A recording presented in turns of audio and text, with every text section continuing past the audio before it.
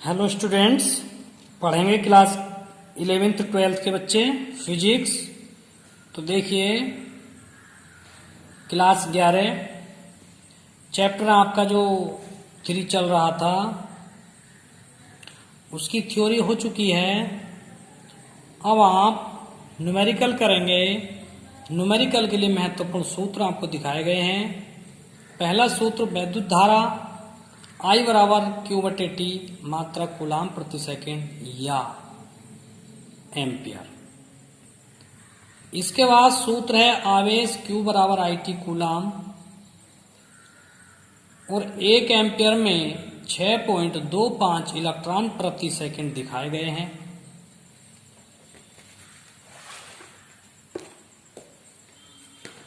आगे चलते हैं।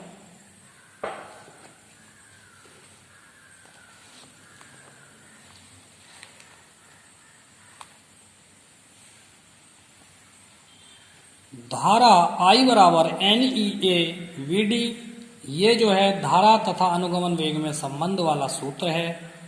N इलेक्ट्रॉनों की संख्या है, E इलेक्ट्रॉन पर आवेश है, A प्रति एकांक क्षेत्रफल है और VD अनुगमन वेग है। नेक्स्ट जो सूत्र है आपका ये है धारा घनत्व I/A, यानी कि धारा बटे क्षेत्रफल, इसका जो मात्रक है एम्पियर प्रति मीटर स्क्वायर। ये धारा घनत्व है। प्रति एकांक क्षेत्रफल पर प्रवाहित धारा को धारा घनत्व कहते हैं। अब है धारा घनत्व तथा अनुगमन वेग में संबंध। तो J बराबर NEVD, यहाँ A खत्म हो गया है तो ये धारा घनत्व और अनुगमन वेग में संबंध का सूत्र आया है। नीचे है गतिशीलता। गतिशीलता को म्यू से प्रदर्शित करते हैं और ये होता है VD/E। मात्रक इसका मीटर स्क्वायर प्रति वोल्ट सेकेंड। नेक्स्ट है प्रतिरोध R बराबर होता है V/I ओम। यह ओम का नियम भी है। कैलकुलेशन के बाद एक सूत्र निकल कर आया है VD बराबर EV/mL टो, जहां टो श्रांतिकाल है। इसके माध्यम से प्रतिरोध का एक सूत्र निकल के आया है R बराबर mL NE² to A। Next है विशिष्ट प्रतिरोध रो, ये होता है E/J ओम मीटर, इसका मात्रक है। अगला है विशिष्ट चालकता तथा धारा घनत्व में संबंध। तो J बराबर सिग्मा E। सिग्मा क्या है इसमें? सिग्मा जो है ये विशिष्ट चालकता है। तो आइए इसका सूत्र क्या होता है। तो विशिष्ट चालकता बराबर होती है 1/ρ, यानी विशिष्ट प्रतिरोध। नीचे है यदि 0 सेंटीग्रेड पर तार का प्रतिरोध R0 तथा T सेंटीग्रेड पर प्रतिरोध RT हो जाता है तो RT का मान कितना बढ़ेगा। तो RT बराबर R0 1 + αT, जहां अल्फा धातु का ये जो है ये अल्फा है, अल्फा धातु का प्रतिरोध ताप गुणांक है। ताप गुणांक का सूत्र अलग से है। अल्फा बराबर RT माइनस R0 बटे R0 × T, इसका मात्रक प्रति सेकंड होता है। वैद्युत ऊर्जा का मात्रक W, इसे W से प्रदर्शित करते हैं। वैद्युत ऊर्जा का सूत्र है तो VQ बराबर VIT बराबर I² RT बराबर V² T बटे R जूल। यदि आप ऊष्मा के सूत्र लिखना चाहते हैं तो W के सारे सूत्रों को आप 4.2 से भाग कर दीजिए तो ये ऊष्मा के सूत्र निकल के आ जाएंगे, क्योंकि ऊर्जा और ऊष्मा दोनों एक दूसरे में एक रूपता है। फर्क इतना है कि ऊर्जा का मात्रक जूल है और ऊष्मा का मात्रक कैलोरी है। अगला सूत्र है वैद्युत शक्ति, वही है। W के सारे सूत्रों में से T हटा दीजिए तो ये सारे सूत्र P के बन जाएंगे। देखिए, क्योंकि प्रति सेकंड कार्य करने की जो दर होती है वो शक्ति कहलाती है। कार्य करने की दर को शक्ति कहते हैं। और जब किसी राशि को दर बनाया जाता है तो उसको समय से भाग कर दीजिए, वो दर बन जाएगा। तो इसी प्रकार P के सारे सूत्र निकल के आएंगे, तो W के सारे सूत्रों में से T हटा दीजिए, तो ये सब P के सूत्र बन जाएंगे। हमने लिखा है 1 किलोवाट घंटा में कितने जूल होते हैं। ये क्वेश्चन अगर आ जाए तो 1 किलोवाट घंटा में 3.6 गुणा 10 की घात 6 जूल होते हैं। श्रेणी क्रम में तुल्य प्रतिरोध का जो डेरिवेशन कराना था हमें सिलेबस में, तो वो सिलेबस में से काट दिया है, लेकिन फिर भी इसका सूत्र लिख लीजिए। R बराबर R1 plus R2 plus R3। ये श्रेणी क्रम का था। समांतर क्रम का अगर लिखना चाह रहे हैं तो लिख लीजिए 1/R बराबर 1/R1 plus 1/R2 plus 1/R3। इसी प्रकार विद्युत वाहक बल E का जो सूत्र आएगा आपका W/Q वोल्ट। V बराबर E माइनस IR की बात करें तो विभवांतर विद्युत वाहक बल तथा आंतरिक प्रतिरोध में ये संबंध वाला सूत्र है। इसी से छोटे r का मान निकल के आया है R इंटू E/V-1। बात करते हैं सेलों के संयोजन की।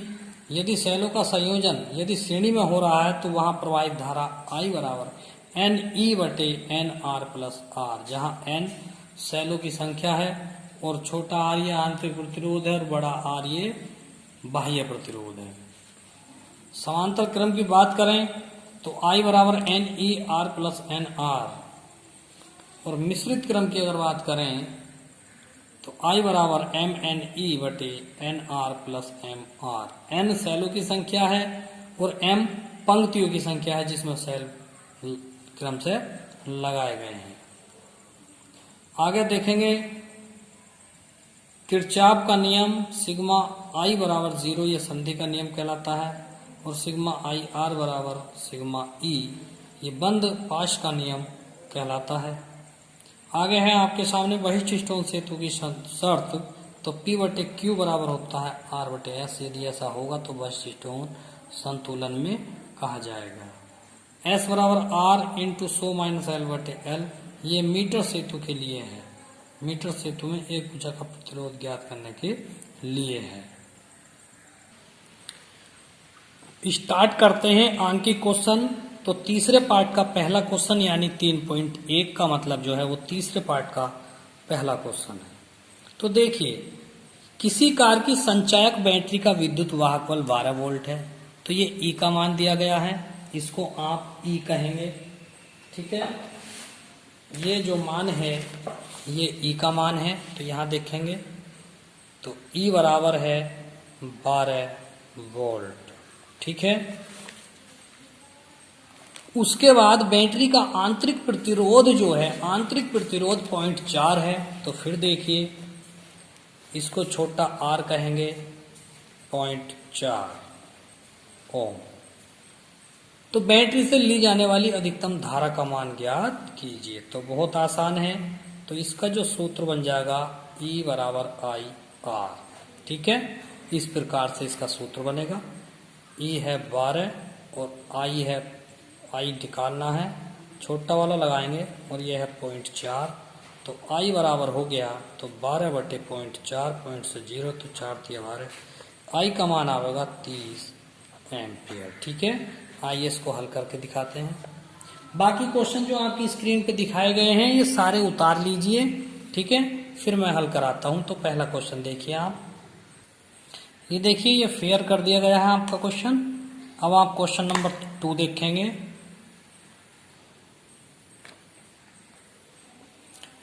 क्वेश्चन नंबर 2 है 10 वोल्ट विद्युत वाहक वाली बैटरी। तो वोल्ट विद्युत वाहक बल E बराबर है 10 वोल्ट विद्युत वोल्ट वाली बैटरी जिसका आंतरिक प्रतिरोध छोटा r दिया है, आंतरिक प्रतिरोध 3 ओम है, किसी प्रतिरोधक से संयोजित है। यदि परिपथ में धारा का मान I बराबर है 0.5 एम्पियर बोल लेंगे, इसको ऐसे लिखते हैं, हो तो प्रतिरोधक का प्रतिरोध क्या होगा। तो ये R निकलवाना है, क्या होगा जब परिपथ बंद है। एक तो है जब परिपथ बंद है तो सेल की टर्मिनल वोल्टता क्या होगी, दोबारा में ये पूछा है। ठीक है, तो आइए हल करते हैं। देखिए हम जानते हैं कि जो भी प्रतिरोध है वो कुल कितना होता है, तो कुल विद्युत वाहक बल। ठीक है, तो यहां से करेंगे तो हम जानते हैं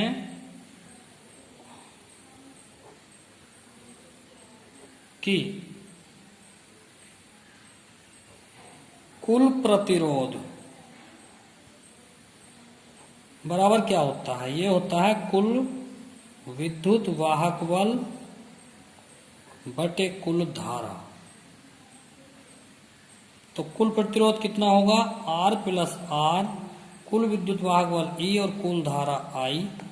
तो R का मान निकालना है और छोटे r का मान है 3, इसका मान है 10 और I का मान है 0.5। इससे इसको 0 बढ़ा लेंगे।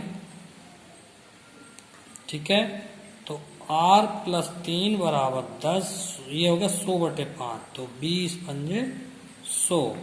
तो R प्लस 3 बराबर हो गया 20 या R बराबर हो गया 20 माइनस 3, तो R बराबर आएगा 17 ओम आंसर। इसी के अगले पॉइंट में पूछ रहा है कि जब परिपथ बंद है, तो यहां लिखेंगे जब परिपथ। तो देखिए जब परिपथ बंद है तो सेल की टर्मिनल वोल्टता क्या होगी, यानी V बराबर पूछा है तो सिंपल सी बात है V बराबर होता है I R। तो V बराबर I का मान 0.5 और R का मान आया है 17। ठीक है, तो ये हो गया V बराबर हो गया 17 पंजे 85, 8.5 वोल्ट।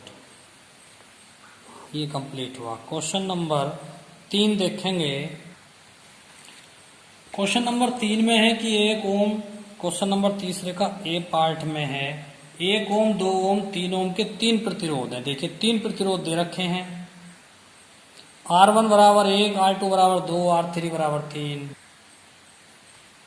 पहले पार्ट में श्रेणी क्रम में कुल R पूछा है, तो सब जानते हैं श्रेणी क्रम में कुल R कितना होता है कि R बराबर R1 प्लस के R2 प्लस के R3। तो ये हो गया 1 प्लस 2 प्लस 3, यानी R बराबर हो गया 3 2 5 और 1 6 ओम। यदि दूसरे पार्ट में पूछा है यदि विभव कितना होना चाहिए, यदि विभव बराबर 12 वोल्ट, तो 12 वोल्ट है तो प्रत्येक प्रतिरोध के सिरों के बीच विभवपात ज्ञात कीजिए, यानी कि विभवांतर ज्ञात करना, तो प्रत्येक में। ठीक है, तो देखिए पॉइंट की बात है श्रेणी क्रम में धारा समान होती है, तो पहला आप धारा निकाल लीजिए, फिर V1 V2 V3 निकल जाएगा, क्योंकि कुल V आपके पास है और R1 R2 R3 भी आपके पास है, तो I1 I2 I3 निकाल लो, तो इससे V1 V2 V3 निकल जाएंगे। तो कैसे, हम जानते हैं कि श्रेणी क्रम में धारा समान होती है, अतः I बराबर V अपॉन R से। V कितना है 12, R है 6, तो ये हो गया 2 एम्पियर। तब V1 निकालेंगे तो IR1 ले लो, I का मान 2, R1 का मान 1, तो 2 का 2 वोल्ट। V2 निकालेंगे तो IR2, I का मान नहीं, पहला तो गलत हो गया ना, क्योंकि I सही है। तो I का मान 2 और V2 का मान है 2, तो 2 दूनी 4 वोल्ट। अब V3 निकाल लेंगे तो ये हो गया IR3, I का मान 2 और R3 का मान है 3, तो 2 तिया 6 वोल्ट। ये क्वेश्चन कंप्लीट हो गया। क्वेश्चन नंबर 4 का पहला खंड है ये। R1 2 ओम, R2 4 ओम, R3 5 ओम, ये समांतर क्रम में है, तो कुल R ज्ञात कीजिए। सब जानते हैं कि समांतर क्रम का जो सूत्र होता है वो 1/R1 प्लस के 1/R2 प्लस के 1/R3 होता है। तो मान रखिए 1/R बराबर 1/2 प्लस 1/4 प्लस 1/5। इसको हल करेंगे गणित की विधि से तो देखिए टोटल लघुत्तम इसका 20 हो जाएगा। तो ऊपर 10, 5, 4 ये इस प्रकार से आ जाएंगे। तो 10 और 5 15, 4 19। तो ये आ गया आपका 1/r बराबर आ गया 19/20, परंतु हमें तो r चाहिए तो r बराबर हो गया 20/19 ओम। ये ए पार्ट इसका कंप्लीट हो गया है। इसका बी पार्ट में देखेंगे। देखिए चौथे के बी पार्ट में कह रहा है ये कि यदि विभव 20 वोल्ट हो, यदि विभव V बराबर 20 वोल्ट हो तो प्रत्येक में धारा का मान ज्ञात करना है। ठीक है, तो आइए तो ये क्या होता, और हमने भी निकालना है तो I1 बराबर कर ले आप V/R1। तो V का मान है 20 और R1 का मान है 2, तो 2/2 20 एम्पियर। I2 बराबर करेंगे तो V/R2 20/4, 4 पंजे 20, तो यह आ गया 5 एम्पियर। इसी प्रकार I3 V/R3 20/5, तो यह आ गया 4 एम्पियर। कंप्लीट। नेक्स्ट क्वेश्चन देखिए 5वें क्वेश्चन में क्या पूछ रहा है। कमरे के ताप 27 डिग्री सेंटीग्रेड पर किसी तापन तंतु का प्रतिरोध 100 है, यानी कि 27 सेंटीग्रेड पे प्रतिरोध जो है 100 है, यानी कि प्रतिरोध 27 सेंटीग्रेड पे 100 ओम का प्रतिरोध है। ठीक, यदि तंतु का प्रतिरोध 117 ओम हो तो इसका ताप क्या होगा। यानी कि जब प्रतिरोध 117 ओम होगा तो इसका ताप क्या होगा, माना ताप T है तो इसको लिखेंगे माना ताप T डिग्री सेंटीग्रेड है, तब इस पर RT बराबर जो होगा वो 117 ओम होगा। और अल्फा का मान दिया हुआ है ताप गुणांक का 1.7 गुणा 10 की घात -4 प्रति डिग्री सेंटीग्रेड। ये जो है ताप गुणांक का मान दिया है। तो ताप गुणांक का सूत्र लगाइए। हम जानते हैं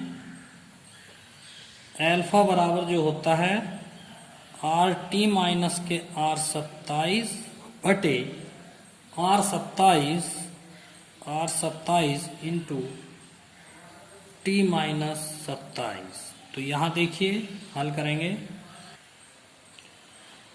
RT का मान 117 माइनस के R27 का मान 100, R27 का मान 100 और अल्फा का मान है 1.7 गुणा 10 की घात माइनस के 4। तो T माइनस 27 बराबर बचेगा ऊपर बचेगा 17 और नीचे बचेगा 170 गुणा 10 की घात माइनस के 4।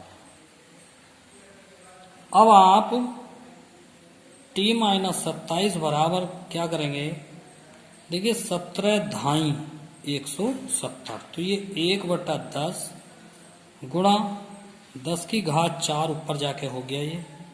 तो कहने का मतलब ये है कि ऊपर 10 की घात 4 का मतलब 10,000 और बटे 10 ये कट गया।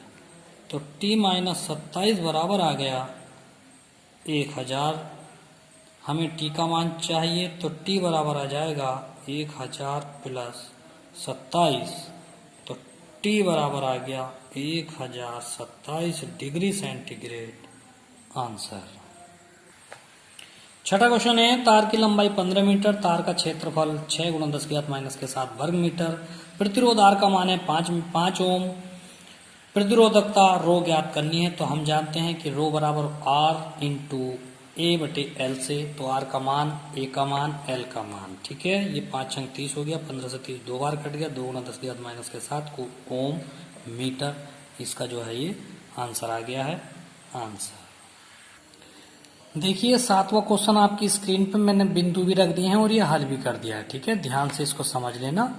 कल 8वां क्वेश्चन कराएंगे। आज के लिए इतना काफी है। Thank you.